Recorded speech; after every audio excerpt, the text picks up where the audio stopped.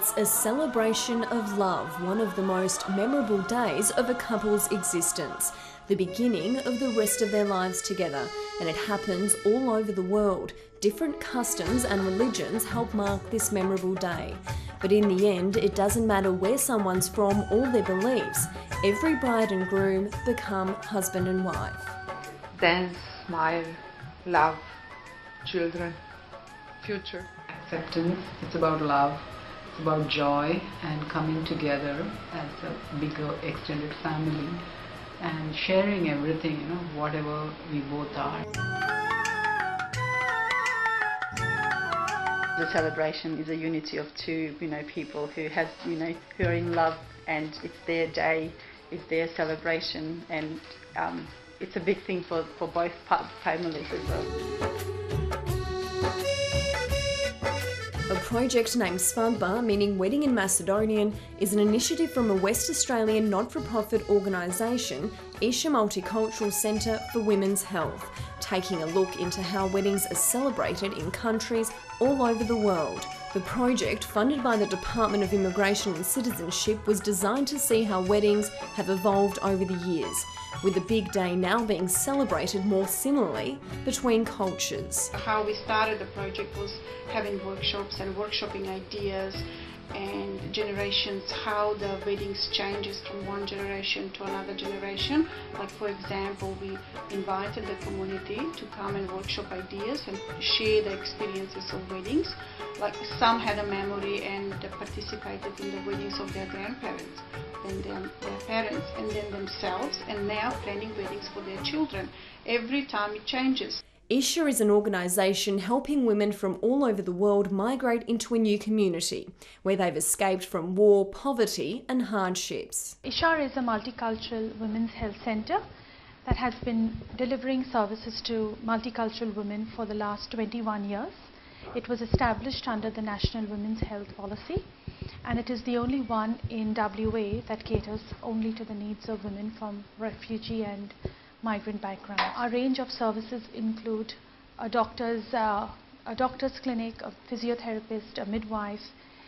We have community groups that run here, and one of the programs that we do is to build community harmony. It all started in a tiny office in the northern suburbs of Perth before moving to this unit in Nollamara. The small unit housed only 4 female staff members who delivered limited services to migrant women. Over the years, the demand of Ishar's services has increased significantly, with long-standing staff members working hard to empower women from different communities. Our main aim is to help women help themselves.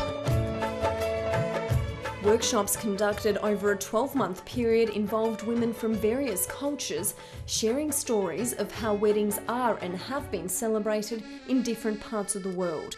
The workshops explored how weddings have evolved over the years and how the role of culture and religion isn't as present as it may have once been.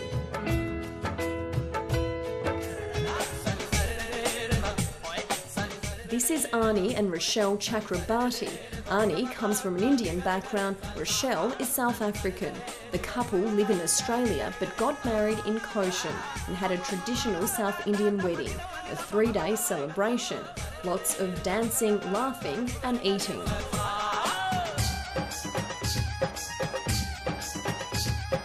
After the second day, there is a feast. Large feast for traditional South Indian style, where they serve in a plantain leaf the different items they serve, and you eat from the leaf. So they don't give you plates or anything, you eat with hand and you sit in a row and then they serve you. The third day of celebrations is the main wedding day, with the ceremony taking place in a temple. The bride wears a red sari, lots of gold jewellery and traditional headgear, typically a hand-carved ornament.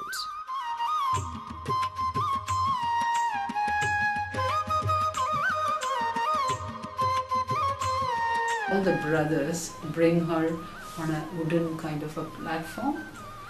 She sits there and covering her eyes with 2 betel leaves. So she has not seen traditionally they don't see each other until that day. They have never seen each other because the parents decide the wedding. It's an arranged marriage. So normally traditionally it's an arranged marriage.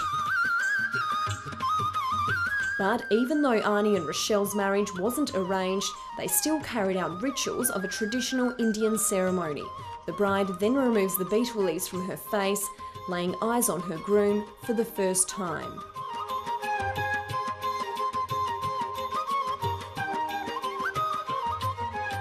Further east, Arzu and Chico Kochak celebrated their big day in true Turkish style, an event also celebrated over 3 days.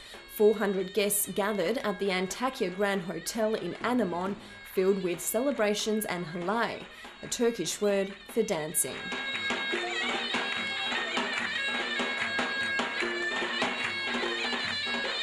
First day is man day. All of them going to some area and then drinking, food, eating. And after that, second day is woman days. Woman days we call henna day, henna nights. Henna nights, all women all together dancing, talking, eating, everything. And then third day is all together, man and woman together and like big celebrate. Arzu said it was a tradition for the groom's family to pay for the celebration, but that is changing in a modern society. The cost is more commonly becoming the responsibility of the couple together.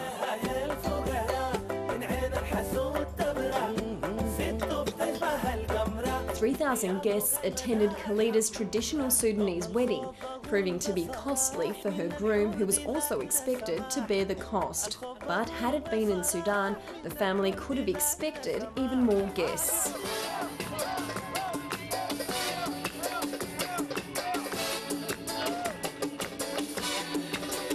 He's preparing for all the ceremony at that day, especially with white dress. He will hire the hall and preparing the food and bringing the singer. He's paying the singer and everything. We like to invite, but there is no any big halls here to fit all your people. But in there we have very big hall. Sometimes Australian citizens from different cultural backgrounds opt to have their wedding overseas, with the majority of their family members living out of the country. But being a multicultural society, it's also common to see intercultural marriages take place in Australia. Because, because of my religion, I'm Baha'i, we are very westernized, especially if we are living here, we always, respect the culture and we do half-half thing, but usually we wear white and, everything is similar to the Western, culture. Nusha and Troy both live in Australia but have different cultural and religious backgrounds. Nusha is a Baha'i Iranian and Troy is a Catholic Burmese. The couple tried their best to incorporate both religions and traditions on their wedding day. A few years ago it was more like interstate in India itself, but now it's like intercountry. Yeah, so it's like everybody. It's not like one religion there. Everybody mixes up and there's no like that kind of rigid. There is still families who do that. Even in my family there are many of us who are very particular about making sure that they marry from the same culture, same group, same caste, same everything. But me and my husband, we are like beyond that. It was a new experience for Rochelle, celebrating her big day in a place completely unfamiliar to her. But her new family says she did it in true Indian style. A sandalwood paste is applied to her forehead as well as a bindi, the trick to relieving nervous tension and anxiety.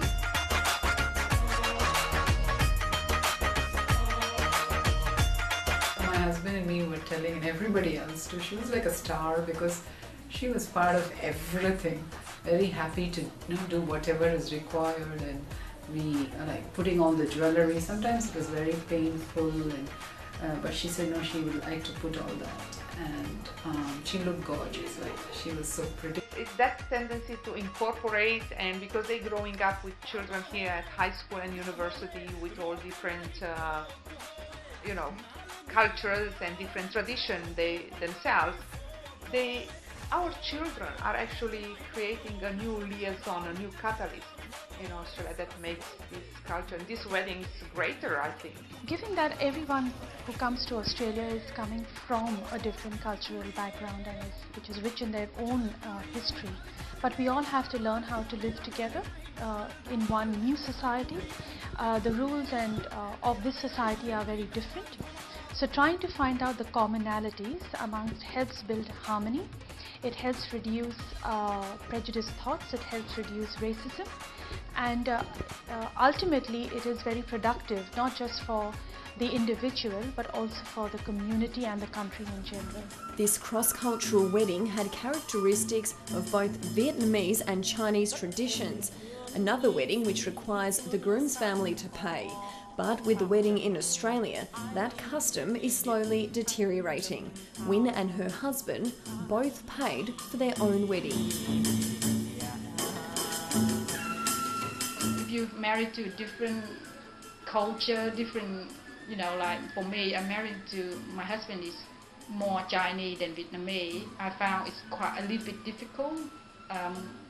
Actually, both sides happy. We found it's very difficult, but at the end, we proved to them that it can work.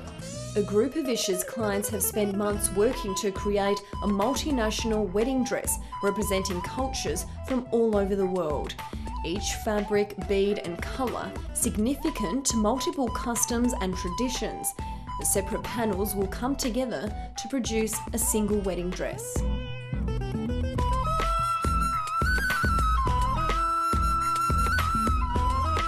The point of this program actually was to focus on the similarity, not on the differences, and where the differences were, to just view it objectively, not to actually be judgmental, not to have like a competition of which culture is better. It's just like the wealth. We are very lucky living in Australia where we can view other cultures, but then really you have the freedom and flexibility to practice and to do whatever you like to do. The Macedonian community is one of the few in Australia still strongly practicing their traditions. Their weddings start from the early morning and continue well into the night.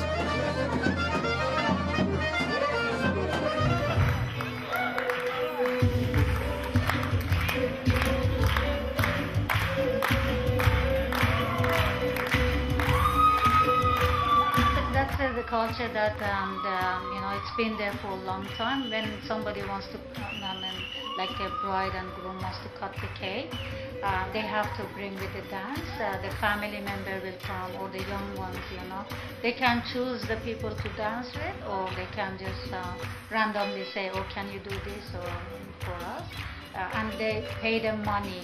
The knife dance is a custom representing prosperity and showing the groom as a protector for his bride.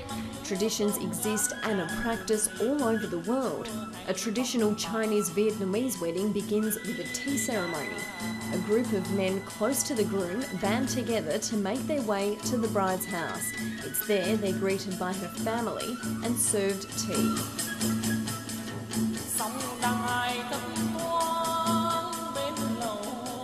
The groom then gives his wife money and jewellery in a red packet. Red is a special colour symbolising luck. 8 is an exceptionally lucky number in the Chinese culture. Win was given $88 by her groom. And after that, from there, we go to the reception. They have not much time left because we do no morning. Guests who attend Turkish weddings don't usually give the bride and groom gifts. They'll typically give them money instead, with close family members also giving jewellery. At the end of the night, money is pinned onto a ribbon hanging from the bride's neck, a contribution to help the couple start their future. The Turkish culture is one of many cultures around the world which carries the superstition of the evil eye. Unlike the Australian ones where they have blue stuff and something borrowed, we don't have that. But most of the time the mother-in-law or the bride's mum as well, they like to put the evil eye, the blue nazar boncuk we call it, and that protects the bride from the evil eye. So because all of the eyes will be on her on the day, we would like to wear something blue for the bride. For Islam, we have like an old women, they always come and sing a song. It has all the things like protect them from evil eyes and something like that. And then they have like offering for the fire. So that's because the fire is like witness. It's a legal witness in the Indian wedding law. If you are performing the rites in front of fire, that's like registration here. So it is legal, you know. And so that's what they do. They offer a lot of things in the fire, both of them together. And then they go together around the fire. They go 7 times. So that 7 times says like you're going to live 7 lives. They will live together.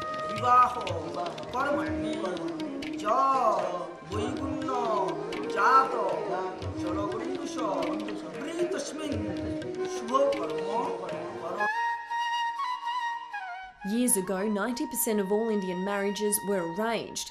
This is slowly becoming a thing of the past. Yeah, strangely, it worked very well, what I saw, because they never thought like there is an option to divorce or separate. So people never really had that option in front of them. So they made effort to join and do things, and when there was differences, like lots of family members will get involved and then sort that out. In old days, yeah, it was arranged marriage, but these days, in modern days, no. They see each other, they get in love, they fell in love, you know, then they get married. Strong traditions are slowly diminishing among many nations, drawing a fine line between cultures worldwide. Many countries are moving into a more westernised style. Not really much things we sacrifice, but the only thing it was in the wedding, we sacrificed lots of music thing. That was it. The rest was, you know, similar to the Western marriages. I guess we are creating a culture in Australia. So Australia is not like something static. It's not something that this is Australian culture. The Westernized is it's an culture is an entity that is forever growing, forever changing. And this is what I see. And I see from many cultures lots of great things being put into what we are making now Australian culture. Australia has actually adopted a very unique culture, a little bit of everywhere from all over the world. They're practicing a little bit, they're very accommodative, and our children that are growing up in here, they're very comfortable with that. Vietnamese women will initially wear a traditional modern dress and then later change into a white dress.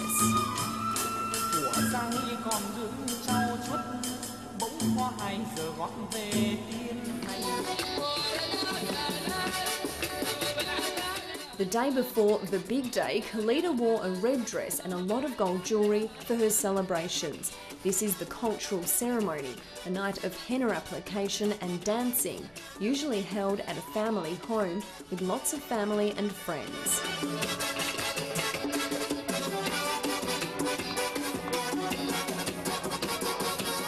The main wedding day was held at a local Perth hall, the room decorated with many different colours. On this day, the bride wears a traditional white dress. All the guests that will come and say like wedding Mubarak, like they congratulate them. When the bride dancing, they do like some money over her, like they just throwing some money over her like that. But in these days, it's not that much. Before it is. Yeah. You think that every nation, every culture, it's different. It is, but it's actually quite similar again. And when it comes to celebration, it got just one style, and we find it very difficult to actually find a wedding that lots of traditions were practiced. It's sometimes easy to overlook the similarities of weddings celebrated across the globe. Svadba was created to close that gap, proving weddings anywhere in the world aren't that different. There's a groom, there's a bride, guests, a cake, and most importantly, a celebration of two people becoming one. I think it's a beautiful thing to do. It's really heartwarming.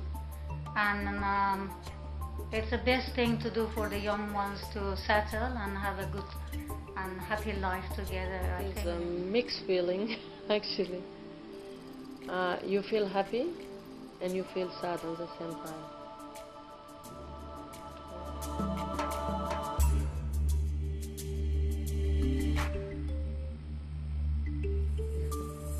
weddings. To me, it's the dream of a little girl. Without weddings, life will be very, very dry.